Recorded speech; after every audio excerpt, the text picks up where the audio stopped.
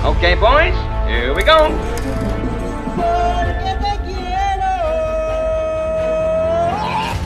Halo guys, bertemu lagi dengan Mimin di Celengan Film. Bagaimana nih kabar kalian semua? Pastinya sangat bahagia kan? Oke, kali ini Mimin akan menceritakan film yang sangat seru berjudul Blind World. Film ini menceritakan pembalasan dendam seorang wanita atas pembunuhan suaminya yang dilakukan oleh para polisi saat ia berusaha menghabisi musuhnya yang telah berbuat jahat padanya di masa lalu. Namun hal itu membuatnya berkawan dengan seorang polisi yang telah membunuh suaminya. Lalu apakah dia juga akan membunuh polisi itu untuk membalaskan dendamnya? Daripada penasaran, yuk mari kita menonton. Di awal film, kita melihat sebuah persidangan atas tindakan kejahatan yang dilakukan oleh MC Queen. Saat ia dinyatakan bersalah, seorang pengacara muda bernama Sina mengajukan sanggahan. Founded a multinational company. The crime rate in Manila has fallen to its lowest level. Pihak lawan mengatakan Sina hanya berdalih. Melihat cekcok di antara mereka semua, suami Sina merasa rencananya berjalan mulus. Ia kemudian memulai pemberontakan. Terjadi adu tembak antara polisi dan pasukan yang sudah ia sewa. Setelah Sina dan suaminya berhasil melenyapkan semua polisi, hakim, dan semua orang yang ada di sana, kini ia juga menghabisi MC Queen dengan melempar peledak padanya. MC Queen mengira mereka berdua adalah sekutu, tetapi ternyata mereka adalah musuh. Sementara itu, seorang polisi yang bernama Dong segera membantu pasukan di dalam. Ia bersama rekannya bernama Yun. Awalnya Yun melarang Dong karena ia masih memiliki putri yang masih membutuhkannya. Akan tetapi Dong meyakinkan kalau ia tak akan terbunuh. Mereka berdua terlibat pertarungan sengit dengan Sina dan suaminya. Yun pun diserang oleh suami Sina hingga kakinya terluka parah.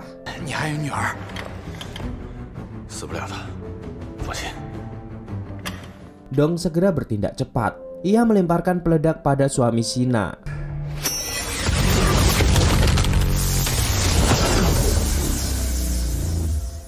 Akhirnya suami Sina meninggal dan Dong mengalami kebutaan. Sejak saat itu Sina sangat dendam pada Dong dan bersumpah akan membalasnya. Sementara itu di luar masih ada musuh Sina lagi yang bernama Zakun. Dia adalah sekutu MC Queen. Ia tak menyangka Sina juga ingin menghabisinya. Tapi Zakun masih bisa menyelamatkan diri. Setelah kejadian itu hidup Dong berubah. Kini ia harus menjalani hidup dengan kegelapan. Awalnya dia sulit menerima semua ini, hingga ia dinyatakan terkena penyakit bipolar, yaitu penyakit yang menyasar mentalnya. Dia bisa marah sewaktu-waktu dan menjadi anarkis seperti membanting barang-barang yang ada di sekelilingnya. Terlebih saat semua orang menyalahkannya atas kematian keluarganya yang ikut dalam penyerangan. Banyak polisi yang mati, tapi kenapa dia masih hidup? Dong yang marah pun keluar ke jalanan dan membuat kekacauan. Ia pun dibawa ke psikiater. Anak Dong yang bernama Yati membantu menenangkan ayahnya. Ia merawat ayahnya dengan sangat baik. Sementara itu, Yun juga selalu menemani Dong dan memberikan dukungan moral. Ia mengatakan Dong tidak boleh terus seperti ini. Tentu Yati akan bersedih jika melihatnya seperti ini.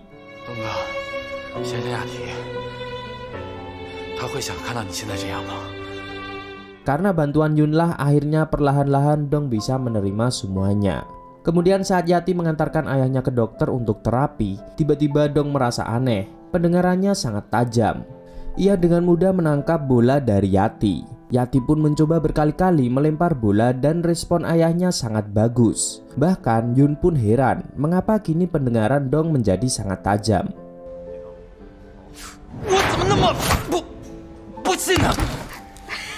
Setelah kejadian penyerangan itu, kini Sina menjadi tahanan. Tapi dendam di dadanya tetap membara karena suami yang sangat dicintainya dibunuh oleh Dong. Dulu saat ia tengah menjadi tawanan MC Queen, Zakun dan komplotannya hanya laki-laki itulah yang menyelamatkannya dan kini menjadi suaminya. Sepeninggalan suaminya, hidup Sina seperti tidak ada artinya.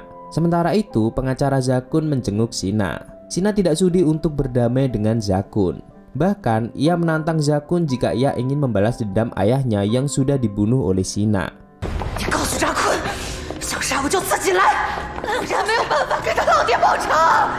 Hari itu adalah hari pertunjukan Yati. Ia bersama teman-teman sekolahnya mengadakan pementasan biola yang sangat spektakuler.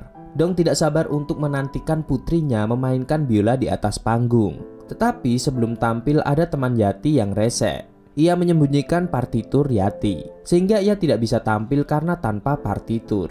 Ia tidak hafal notnya. Ayahnya merasa aneh.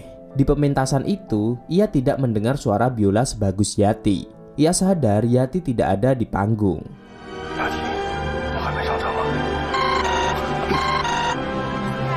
Sementara itu, Yati yang kecewa akhirnya pergi dari gedung teater dan ia pun diculik oleh sekelompok remaja berandalan. Ia lalu menelpon ayahnya. Dong segera menyusul Yati tapi ia terlambat. Yati sudah dibawa pergi.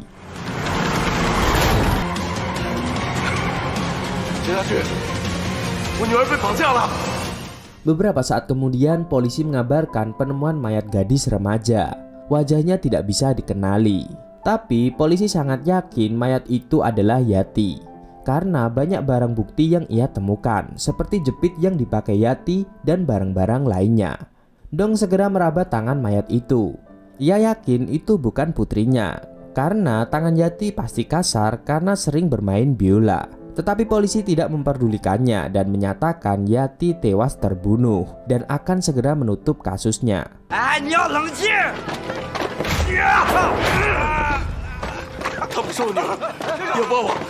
Sementara itu Shina berusaha membuat kerusuhan agar ia bisa kabur dari penjara. Dan benar saja, saat ia akan dibawa ke pengasingan, ia malah menyerang para polisi itu.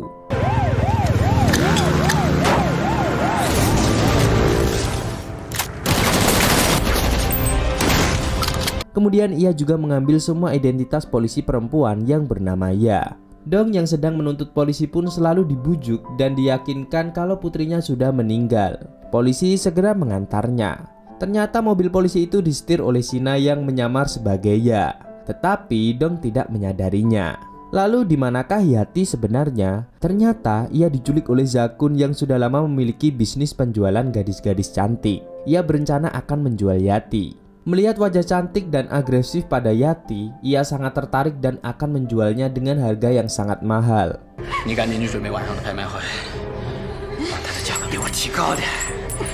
Dong yang sedang berusaha mencari putrinya dijebak oleh Shina.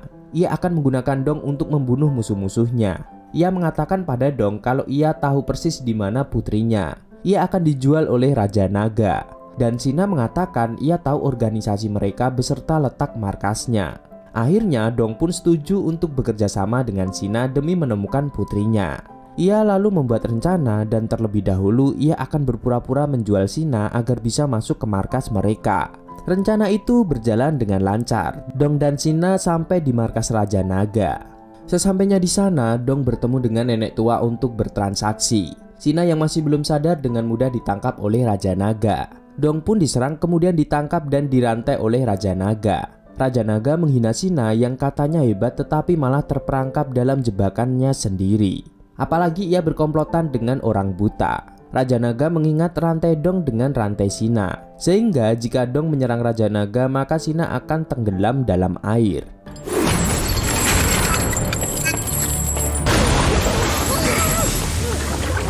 Saat Raja Naga berusaha membunuh Dong, ternyata Dong dapat menghindar dan menyerang balik. Dong juga menghabisi semua anak buah Raja Naga. Sementara itu Zakun sudah membuka acara lelangnya. Yati menunjukkan skill bermain biolanya. Banyak sekali yang menawarnya dengan harga mahal. Akan tetapi Zakun sendiri tertarik dengannya. Ia pun membatalkan untuk menjual Yati.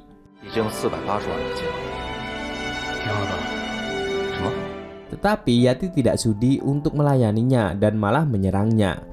Zakun pun marah dan ia akan menjualnya lagi besok dengan harga yang lebih mahal. Dong masih terus berusaha bertahan di tengah serangan pasukan Raja Naga. Ia lalu memecahkan akuarium yang menenggelamkan Shina. Akhirnya Shina bisa melepaskan diri dan membantu mengajar anak buah Raja Naga. Karena Raja Naga tidak sehebat Shina, ia pun dapat dilumpuhkan.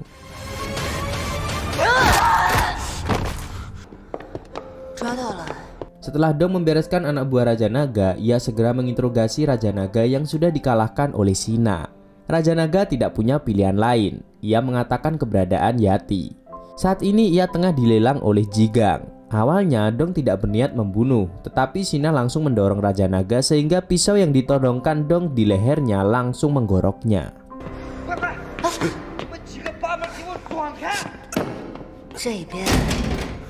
Setelah itu mereka berdua segera meninggalkan markas Raja Naga dan pergi ke apartemennya. Dong sudah curiga dengan Sina. Ia terus saja mengganggu pendengarannya. Pasti ada yang sedang ia sembunyikan.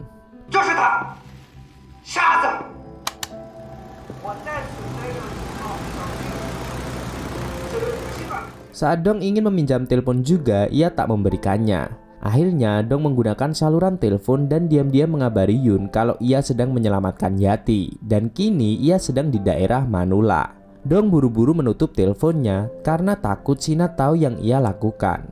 Tiba-tiba mereka didatangi oleh sekelompok polisi yang selalu merusuhi Dong. Mereka sudah berkomplotan dengan Zakun.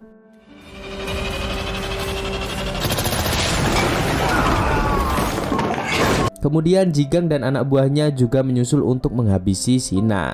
Sina menghadapi semua polisi dan anak buah Jigang. Sedangkan Dong, ia mengejar Jigang untuk mencari informasi tentang Yati.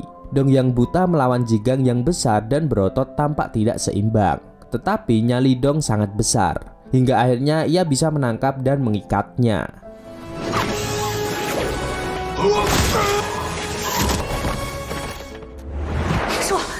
Saat Sina sudah selesai membereskan mereka semua, ia segera pergi mencari Yati yang sedang di tempat penampungan. Ternyata Yati tidak ada di sana. Jigang mengatakan mungkin saja dia ditahan oleh Zakun. Saat Dong menginterogasi Jigang, ia tidak mau mengatakan di mana Zakun.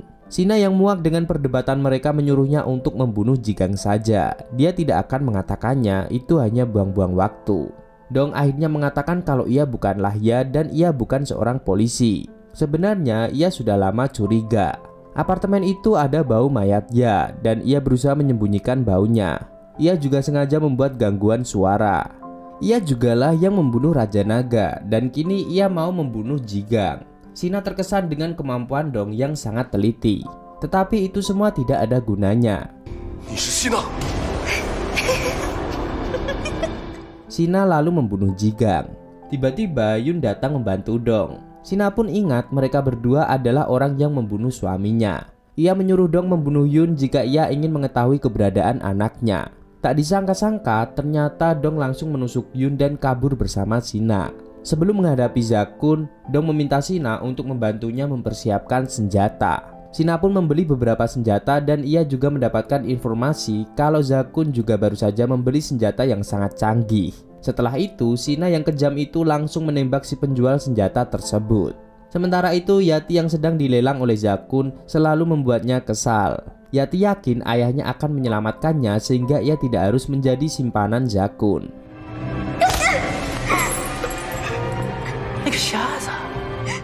Dan benar saja, tiba-tiba Sina dan Dong menyerang kastil Zakun.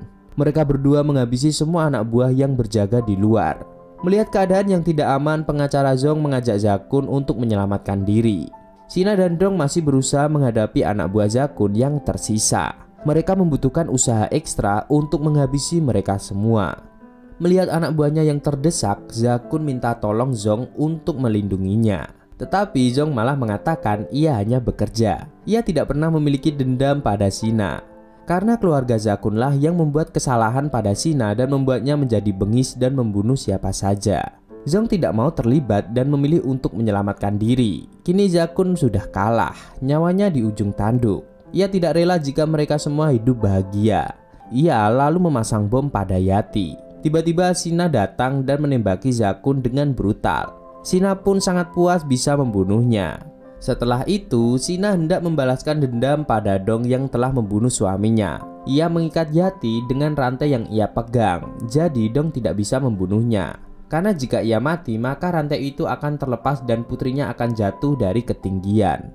Dong pun merasa sangat bingung, tapi jika ia tidak menembak Sina, sudah pasti Sina juga akan melepas rantainya dan membunuh Yati. Sina sendiri sudah rela mati asal Dong juga merasakan kehilangan orang yang ia cintai. Baginya saat suaminya mati, ia juga sudah mati. Ia hidup hanya untuk membalaskan dendam saja.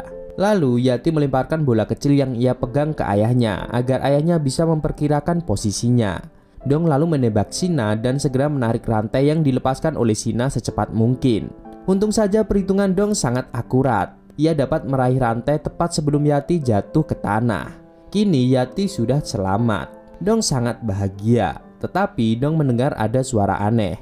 Betapa terkejutnya dia, di tubuh Yati telah dipasang bom oleh Zakun dan dihubungkan ke denyut nadi Shina.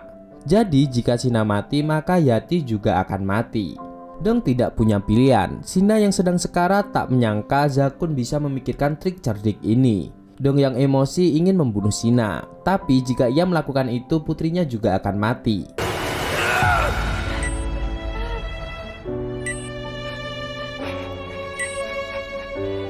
Tiba-tiba Yun datang membantu mereka. Untunglah dia tidak terbunuh oleh tusukan Dong waktu itu. Ia segera membantu Yati melepaskan ikatannya. Lalu ia berusaha menjinakkan bom itu. Yati memberitahu ayahnya warna kabel yang sedang dipegangnya agar ayah bisa menjinakkan bom dengan memutus kabel yang benar.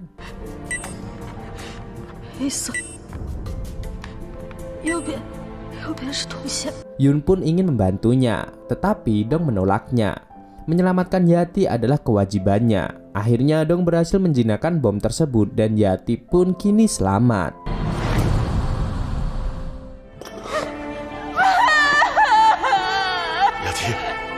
Di akhir film terlihat Dong yang menjadi tahanan karena pembunuhan yang dia lakukan ke depan begitu banyak orang. Namun itu bukanlah masalah. Yang paling penting Yati bisa selamat dan ia dapat bertemu kembali dengan putrinya.